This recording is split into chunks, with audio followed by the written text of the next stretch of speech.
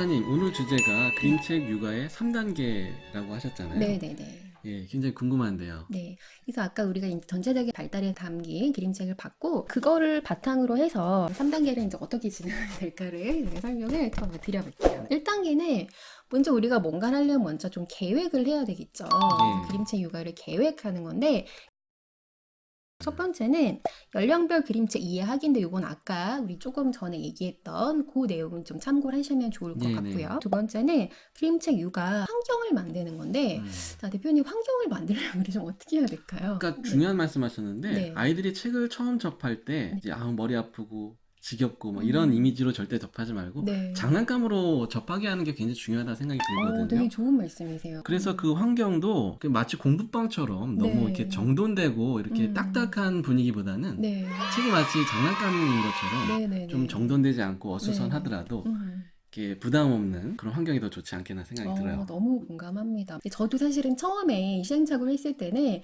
뭔가 굉장히 학습적으로 뭔가 준비를 해야 될 것 같고 네. 거실을 막 서재처럼 꾸미고 이제 했었는데 사실은 그거보다는 이제 대표님 말씀하신 것처럼 조금 장난감처럼 좀 쉽게 재밌게 접할 수 있는 환경을 만드는 게 중요하고요. 그다음에 또 중요한 환경은 사실은 부모님이 먼저 책 보는 좀 모습을 보여주시는 거죠.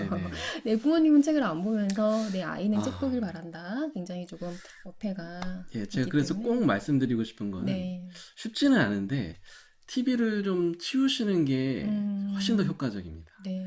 근데 우리가 TV 없으면 어떻게 살지 하시는데 사실은 뭐 스마트폰이나 음. 뭐 컴퓨터 유튜브로 다 볼 수 있거든요. 네. 정말 그게 먼저 결단이 돼야 되지 않나 저는 개인적으로 생각이 들어요. 네. 네, 이제 거기랑 더불어서 그 다음에 그래도 조금 소소하게 더 환경을 좀 준비해보고자 한다면 뭐 아이를 위한 뭐 작은 책상 정도. 이제 저 같은 경우는 자기 전에 늘 책을 읽어줬기 때문에 침대 머리맡에 좀 바구니를 뒀었어요. 책 바구니를. 네. 그래서 책을 좀 꽂아놓고 책을 주기적으로 바꿔준 다음에 이제 그걸 읽어주고 했었거든요. 그러니까 그런 것들은 조금씩 각자의 환경에 맞게 준비를 하시면 좋을 것 같고요. 내 아이를 먼저 관찰하기. 사실 이건 좀 제일 중요한 부분이기 네. 때문에 제가 늘 말씀드리는 것처럼 수많은 책, 수많은 교구를 보기보다 내 아이가 지금 뭘 좋아하고 있고 내 아이의 관심사가 뭐고 내 아이가 지금 좋아하는 활동이 뭘까를 좀 보고 선택을 하시면 좋을 것 같고요.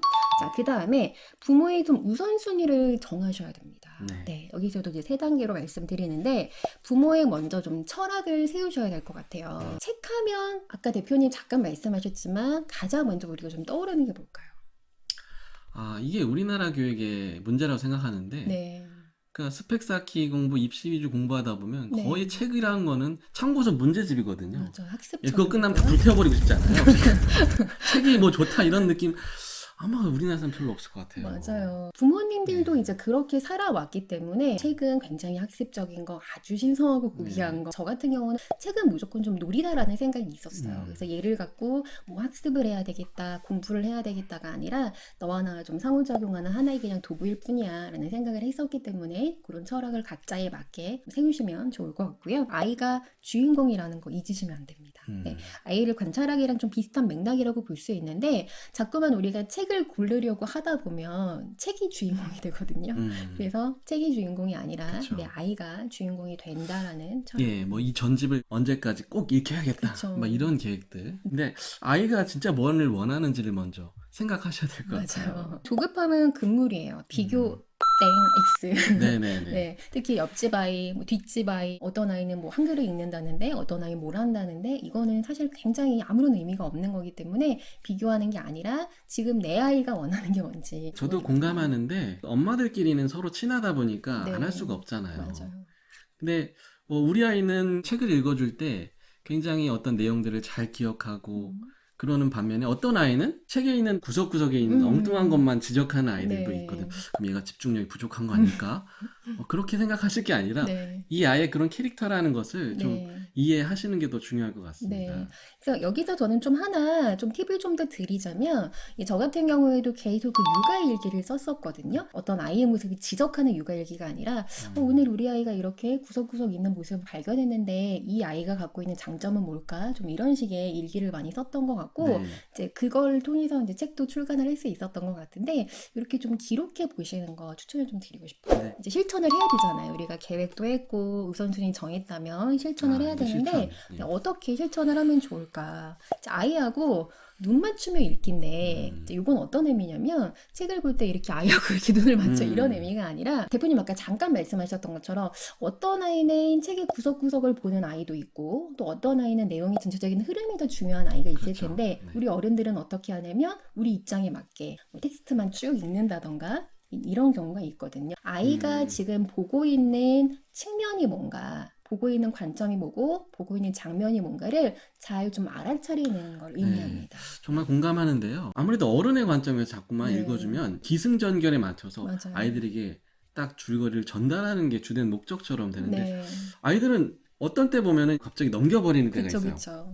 얘가 왜 넘기지 말고 이걸 봐야지, 이거 어. 이해해야지 다음을 넘어가는 거야. 이렇게 자꾸 그렇게 되거든요. 근데 네. 그럴 필요 없을 것 같아요. 맞아요. 아이들이 뭐 계속 읽다 보면 자연스럽게 줄거리를 파악하는 것이지 네. 넘어가고 싶을 땐 넘어가는 거죠. 그렇죠. 예. 다 못 읽었는데 왜 넘어가 이렇게 하지 말고. 네. 때로는 좀 동화무용가처럼 우리가 좀 이렇게 과장하고 네. 좀 연극 배우처럼 될 필요가 있어요. 아, 예, 중요하죠. 네.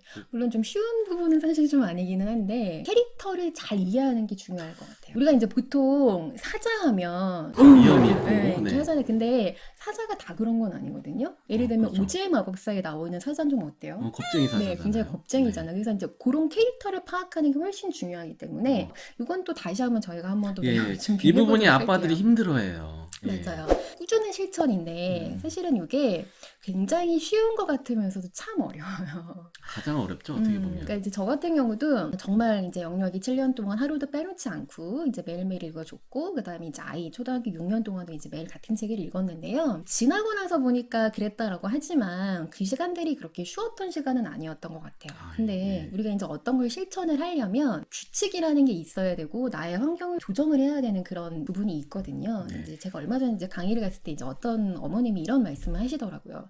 선생님 저는 워킹맘인데 퇴근하고 들어와서 집안일도 해야 되고 아이 밥도 먹여야 되고 하다 보면 책을 읽어줄 시간이 없어요 라고 말씀을 하시는 거예요. 너무 물론 이제 지쳐있죠. 공감이 되는데 그때도 우선순위를 엄마가 정하셔서 나는 그럼 우리 아이하고 단 10분이라도 책을 읽는 거를 먼저로 하겠어 라고 한다면 그거에 맞게 사실은 환경을 좀 조정할 수는 있거든요. 만약에 뭐 아이가 9시에 잠이 든다고 해볼게요. 그러면 적어도 8시 반 정도부터는 좀 아이한테 책을 읽어주면서 좀 잠자는 시간을 만드는 게 중요하잖아요. 근데 만약에 그게 우선순위가 아니라 난 좀 살림이 우선순위야 라고 한다면 그 엄마는 8시 반이 되어도 다른 걸 하고 있겠죠. 꾸준하게 실천을 하려면 나의 환경을 좀 잘 이렇게 조정하시라 라는 말씀을 드리고 싶습니다.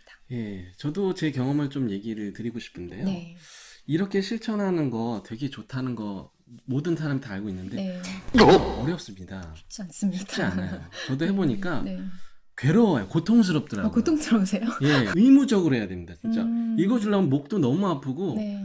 또 계속 읽어달라고 하기 때문에 맞아요. 안 된다고 거절을 못해요. 네. 근데 중요한 거는 예, 고생 끝에 낙이 온 데가 반드시 있어요. 저 같은 경우는 이렇게 읽어주니까 나중에는 아침에 저를 막 깨울 때 어떻게 깨냐면 빨리 책을 읽어달라고 막 깨우더라고요. 예, 나중에 이렇게 되다가 뭐 얘가 어떻게 될까 막 생각될 정도로 빨리 일어나서 좀 책 좀 읽으라고 막 울어요. 애가. 그리고 또 하나는 제가 이제 둘째가 있는데 네. 어느 순간 아침에 이 아이가 둘째를 자기 무릎에 앉혀놓고 책을 읽어주더라고요. 그런 모습 보면 정말 감동적이다. 그 모습을 봤을 네. 때 그동안의 모든 고생이 다 보상이 되면서 야, 이게 천국이구나 이런 느낌도 네. 받았어요. 네. 뭐 우리가 긴 시간이 아니라 5분도 좋고 10분도 좋고 한 권도 좋거든요. 그래서 너무 욕심부리지 않고 정말 좀 작은 단계에서 매일매일 할 수 있는 그런 환경을 만들어 가시면 좋을 것 같아요. 네. 거창한 계획 세우고 포기하지 마시고 하루에 5분 10분이라도 천리길도 한 걸음부터입니다. 밥상머리였습니다. 감사합니다.